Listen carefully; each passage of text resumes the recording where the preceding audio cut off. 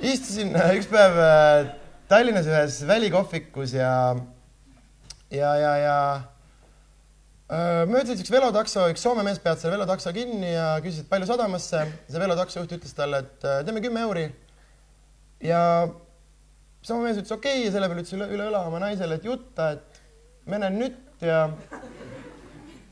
selle peale tõusis jutta püsti ja jutta oli päris suur tüdruk.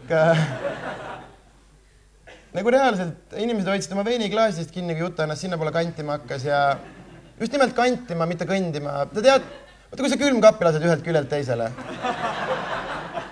Te teate kõik neid inimesi, kes on nii suured, et ta laseb põlved lukku ja gravitatsioon teeb ülejäänu.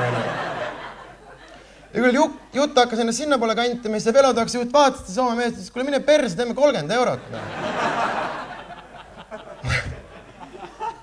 Ja siis selle peale see Soome mees ütles jumala tuima näoga, et näe, aus.